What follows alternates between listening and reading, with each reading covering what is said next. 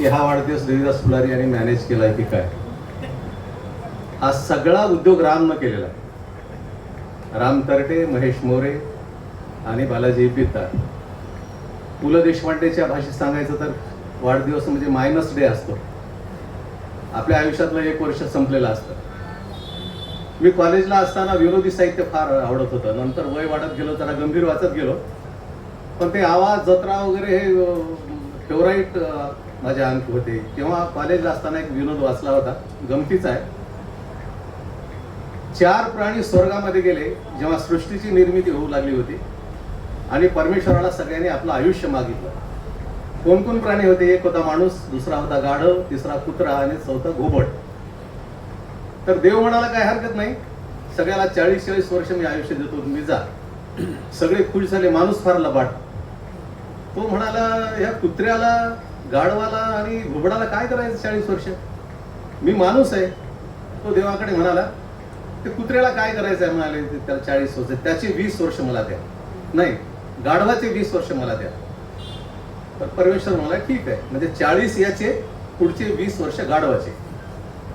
त्यानंतर माणूस अतिशय लबाड. तो म्हणाला, गाढवाचे तर घेतले, आता कुत्र्याचे पण घेऊ आपण. कुत्र्याचे 20 वर्ष घेतले आणि शेवटी घोबडाचे 20 वर्ष घेतले. असं 100 वर्ष आयुष्य माणसाला मिळालं, लबाड माणसाला. आणि ते सगळे प्राणी 20-20 वर्षाचे झाले. माणसाचं खरं आयुष्य 40 वर्ष. विनोद आहे. 40 वर्ष खऱ्या अर्थानं जगतो. 40 ते 60 गाढव वज काय वाहत असतं, त्याला सगळ्याला अनुभव घेतलेला. आमची प्राची अहमदपूरला शिकायला होती. 40 वर्ष माझे होऊन गेले होते आणि माझ्या बायकोनं 2 पिशव्या दिल्या. ते पिशव्या उचलण्याच्यात काय दिलं एवढं? ते आईचं प्रेम असते. आता माझ्या लक्षात आलं, आपलं गाढवाचं आयुष्य सुरू झालेलं आहे. 60 वर्ष झाल्यावर कुत्र्याचं आयुष्य सुरू होतं. साठी बुद्धी नाटी म्हणतो आपण. मी पद्धतशीरपणे ठरवलं की आपल्याला वय कुत्र्याचं सुरू झाल्यासाठी कुत्र्यासारखं भुंकायचं नाही. त्यामुळं आमचे मोगले सर म्हणाले तसे, मला शत्रू फार कमी आहे, मित्र खूप आहेत. पण ज्याला शत्रू नाही तो भंपक माणूस असतो, असं आमचे ठाले पाटील म्हणतात. आणि मग पुढचं जे 80 ते 100 आहे, जे घोबडाचं आहे, तिथपर्यंत जाऊ नये अशी माझी इच्छा आहे. एक तर खऱ्या अर्थानं 40 वर्षापर्यंत आपण जगायचं. सांगण्याचा उद्देश हा की हा मायनस डे असतो. आणि फक्त राम तरटेला एवढंच सांगितलं की आपल्या परिवारातील तेवढे लोक बोलवा. आपल्याला फार हे काही व्याख्यानं वगैरे ठेवायचे नाही. आता संजीव भाऊ कुलकर्णीचा आणि आमचा परिचय 1989 पासून. त्यांची ओळख लक्ष्मणराव हस्सेकरामुळे झाली पाहिजे. आम्ही गावामध्ये काहीतरी उचापती सुरू केल्या. गावामध्ये जी दादागिरी होती, नाव सांगायला हरकत नाही, बाबासाहेब गोरठेकर नाहीत, बापूसाहेब गोरठेकर नाहीत, त्यांच्या विरोधात आम्ही उभे राहिलो. खरंच सांगतो तुम्हाला, आता बोलायला हरकत नाही, तेच चांगले माणसं होती अशी म्हणायची आज वेळ आहे. आज लोकसत्तेला बातमी आहे फ्रंट पेजवर की अलीकडचे आमदारांना माज आलेला आहे अशी लोकभावना आहे. काय सगळे ज्याला अतिशय विश्वासानं ज्या सभागृहाकडे पाहतो आम्ही, विठ्ठलराव नोंद घ्या, आता पुढे तुम्ही राजकारणात जाणार आहात. तर ते बाबासाहेब गोरठेकर, बाबूसाहेब गोरठेकर बरे होते म्हणायची वेळ आहे. अशा अवस्थेमध्ये आम्ही साधारणतः 25 ते 30 मधले, संजीव कुलकर्णीचं वय 25 आणि नुकतंच ते औरंगाबादहून आले होते आणि त्यांच्यावर प्रभाव अनंत भालेरावांचा. तर आपण जे करतोय त्याचा परिणाम काय होतील यांना त्याची जाणीव नव्हती आणि आम्हालाही नव्हती. आणि तेव्हाच मी कविता लिहिली, लाचारांच्या राऊळात केवढी आरास आहे, गाभाऱ्यात देवळाच्या पणती उदास आहे, पैदास पांगळ्यांची अन दुष्काळ मानसांचा, मानसेच मानसाचा केवढा आभास आहे, गाभाऱ्यात देवळाच्या पणती उदास आहे. तिथून आमची संजीव भाऊची मैत्री झाली. लोकसत्ता, महाराष्ट्र टाइम्स, नांदेड प्रजावाणी, वदातेपासून हे अर्धा पान बातमी. खरं म्हणजे ते सगळे कात्रणं माझ्याकडे जपून आहेत आजही. त्याच्यावर एक कादंबरी व्हायचा, म्हणजे कादंबरी सहज होऊ शकेल. बघू मागे पुढे जमले तर कादंबरी पण लिहू. आता पुलाकडून बरंच पाणी वाहून गेलेलं आहे. गोरठेकरांचे आमचे त्यांच्या मुलाशी खूप चांगले संबंध आहेत. त्यामुळं एक आयुष्यातली अशी एक महत्वाची घटना होती. आणि मग साधी घटना नव्हती. म्हणजे संध्याकाळी आमच्या आई वडिलांना वाटायचं की हा संध्याकाळी जिवंत येतो का याची डेड बॉडी येते, इतकं भयंकर प्रकरण होतं. आणि त्यात खूप भरडले गेलो आम्ही. तुम्हाला सांगायला हरकत नाही, डॉक्टर माधवराव किनाळकर यांनी पहिल्यांदा मारुती कार घेतली होती. ते आमदार नव्हते, राजकारणात आले होते. आणि त्यांच्या कारमध्ये गोरठ्याला माझा एक मित्र आणि आम्ही गेलो, तर मला भुजंगराव पाटील किनाळकरांनी बोलवलं आणि म्हणाले, देवीदास तुमच्या गावात विरोधक एकही जाऊ शकत नाही, बाबूनं नुकतीच कार घेतलेली आहे, त्याच्या कारवर जर दगड मारलं तर काय करणार तुम्ही?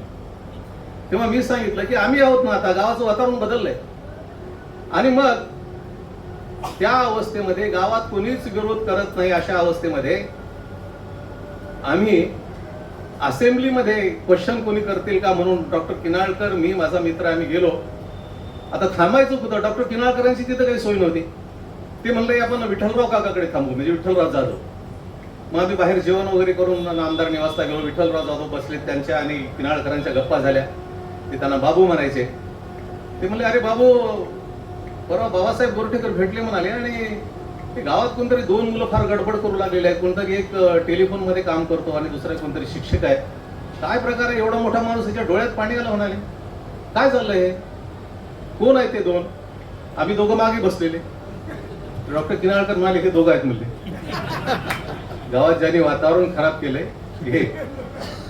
बरं झालं म्हणाले, नाहीतर मी संसदेमध्ये प्रश्न विचारणार होतो, पार्लमेंटमध्ये, का म्हणजे तो सेंट्रल गव्हर्नमेंटचा कर्मचारी आहे, तर म्हणजे तेवढी कशाला, आमच्या त्या जिल्ह्याच्या अभियंत्याला मी तक्रार करणार होतो. बरं झालं म्हणाले, आता लक्षात आलं तुझ्या पाठीमागे बसलेले आहे. असे ते दिवस होते. माणसं जोडत गेलो आणि हळूहळू माझ्या आयुष्यात अतिशय सन्मानाची गोष्ट म्हणजे माणसं इतकी चांगली भेटत गेली. आणि आत्ताच राम म्हणाला तसं सगळ्या प्रांतातले प्राचार्य आनंद दामोदर आठवले कट्टर हिंदुत्ववादी, आध्यात्मिक प्रांतातले, सुधाकरराव डोईफोडे कट्टर समाजवादी, आणि फार घाबरायचे त्यांना लोक. बरेच माझे मित्र म्हणायचे, अरे सुधाकररावच्या जवळ एवढा कसा गेला असतो. सुरुवातीला मलाही खूप भीती वाटायची, पण त्यांच्या लक्षात आलं हा मनोरकरांचा विद्यार्थी आहे. आणि मग चांगली गट्टी जमली. एक दिवस चंद्रपूरला निघालो आम्ही. मला फोन आला कानाटकेळकर सरांचा. म्हणजे आम्ही 10 मिनिटात येऊ लागलो, तर रस्त्यावर येऊन थांबायचं. सोबत सुधाकरराव आहे. मी रात्री कुठं तरी उशिरा कार्यक्रमाला आलो, सकाळी स्नान झालं नाही, काही नाही, कसं तरी आटपलं, तरी तर गाडी रस्त्याला येऊन थांबले होते सुधाकरराव डोईफोडे आणि प्रभाकर कानाटकेळकर. मला फार गिल्टी वाटलं, आपल्यामुळे मोठ्या माणसाला थांबावं लागलं. मी खूप घाबरू लागलो. तसा तरी गाडीत बसलो. सुधाकररावचं मानसशास्त्र पाहत होतो. त्याच्या लक्षात आलं हा घाबरलेला आहे. मी शांत बसलो, काहीच बोललो नाही. मग ते हळूच म्हणाले, ते तुमच्या अंगात नेहरू शर्ट जो आहे तो कुठं घेतलेला आहे म्हणले. तर मी म्हणलं, सर परवा इथं एक एक्झिबिशन आलं होतं, तिथं घेतलेला आहे. म्हणजे त्याचा कलरही खूप छान आहे म्हणाले, आणि तो शिवलाय पण चांगला. तर मी म्हणलो, सर तुम्हाला आवडला का? तुम्हाला आवडला असेल तर मी तुम्हाला आणून दे. आवडला नाही म्हणाले, असला शर्ट माझा चोरीला गेलाय. एकंदर वातावरण मोकळं कसं करावं. चंद्रपूरचे किस्से सांगितले, प्रकर्तनाचे दिवस. आणि मग अशा अवस्थेमध्ये तुम्हाला खरं सांगतो, सुधाकरराव नंतर जर पत्रकारिता कोणी असेल तर संजीव भाऊनेच केली. सुधाकररावांची मुलाखत घेतली, शेवटची मुलाखत मी आणि जे मित्र सुनील नेरळकर.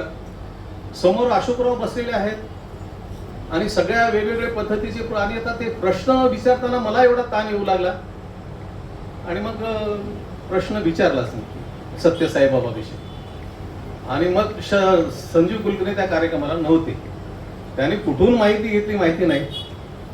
दुसऱ्या दिवशी लोकसत्तेला बातमी आहे आणि मला सुधाकररावांचा फोन आला. त्यावेळेस लँडलाईनला फोन आला. ते म्हणले, लोकसत्ता बातमी वाचली का लोकसत्तेची? म्हणलं नाही सर, अजून लोकसत्ता आला नाही, येईल माझ्याकडे. बातमी कशी असावी त्याचा वस्तुपाठ आहे म्हणाले, म्हणून मी संजीव भाऊचा अभिनंदन. एकत्र आम्ही आलो, निवडणुका झाल्या. गमतीनाथ दिगंबर कदम म्हणाले, ज्या गमती जमते त्या खूप सांगण्यासारख्या आहेत. आता महेश मोरेचं मतदान त्यांनी घ्यावं काय? म्हणजे इतका जवळचा माणूस. मी किनाळकर मॅडमकडून मत मागायला गेलो, ते म्हणजे एक मत संजीव कुलकर्णीला द्यावं लागेल. आणि आम्हाला आदेश असे होते की सगळी मतं आपल्याला मिळाली पाहिजे. तर संजीव भाऊ आणि असा माणसाची मला भेटत गेली प्रवासामध्ये. प्राचार्य गपी मनोरकर आज नाहीत. एवढा मोठा कथाकार थोडा उपेक्षित राहिला. आम्ही थोडा बहुत प्रयत्न केला त्यांना इकडे आणायचा, पण नाही जमलं. त्याच काळामध्ये मी कविता क्रांतीचा हा कविता संग्रह लिहिला आणि पमू शिंदेने त्याची प्रस्तावना लिहिली. करा असेच क्रूर हल्ले अन घाला घाव, जखमा जपत जाईल यातनांचा गाव. माणसं कशी भेटत गेली तुम्हाला सांगतो मी.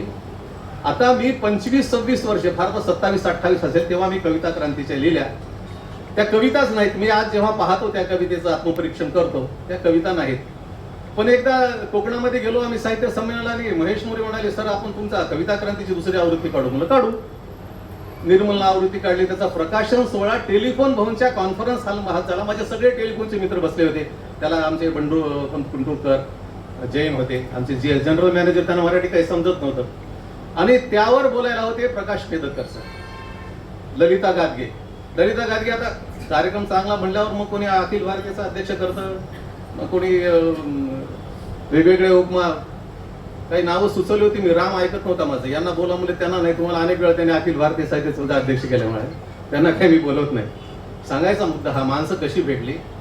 तर त्या दिवशी प्रकाश मेदकरांच्या अंगामध्ये समीक्षक का आला माहिती नाही, आणि श्रोत्यामध्ये सुधाकरराव डोईफोडे, लक्ष्मीकांत तांबोळी वगैरे बसले, आणि कविता क्रांतीमध्ये याच्यामधली कविता कशी नाही याच्यावर 20 मिनिटं मेदकर सर बोलत होते ते. आणि मलाही थोडंसं समजू लागलं होतं की सर बोलतात ते बरोबर आहे, आपण आरती वळून घेऊ नये.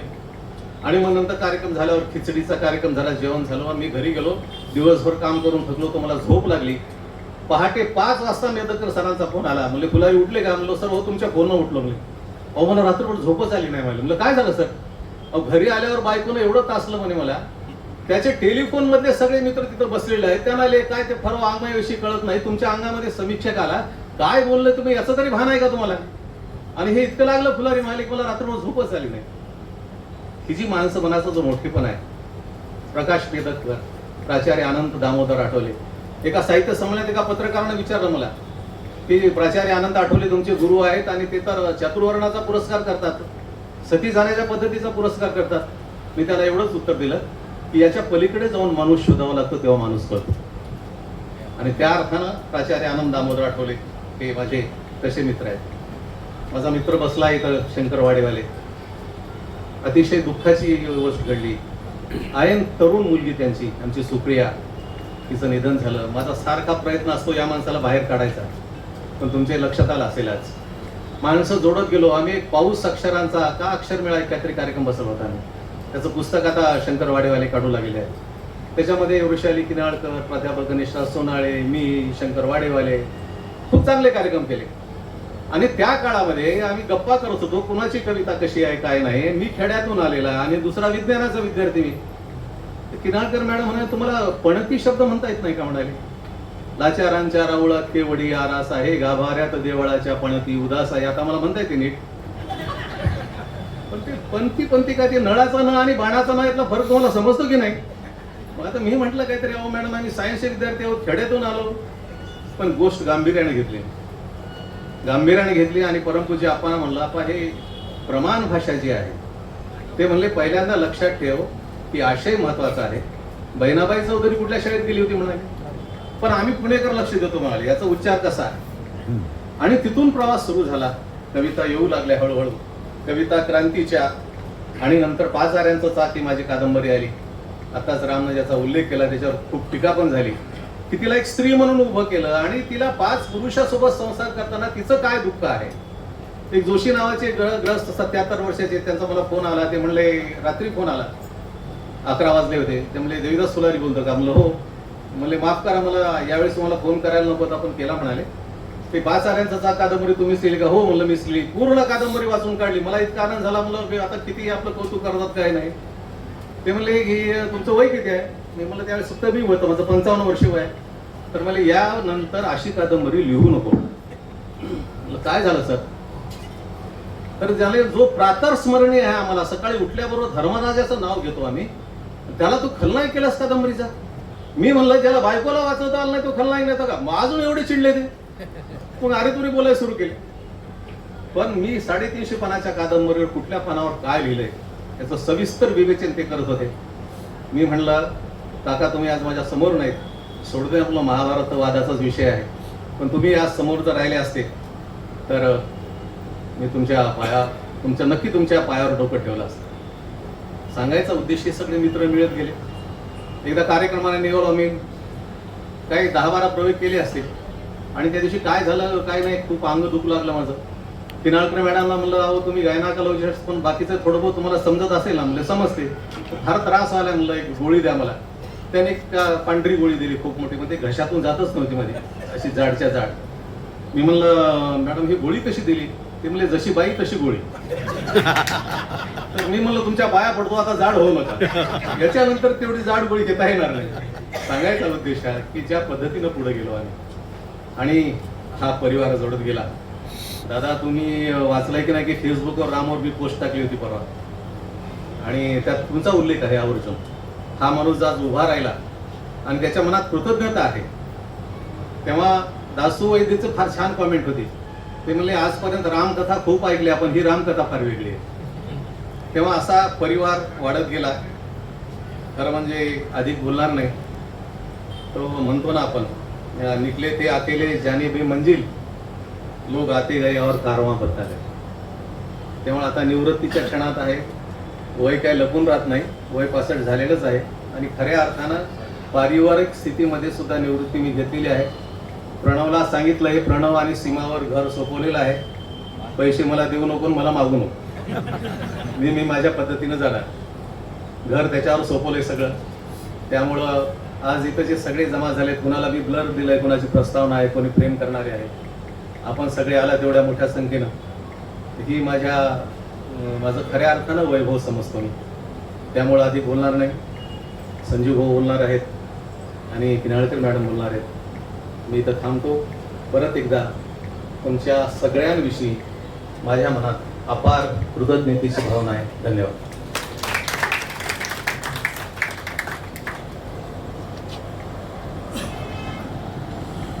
धन्यवाद सर. आपल्या प्रत्येकाच्या आयुष्याचा प्रवास असाच घडत असतो.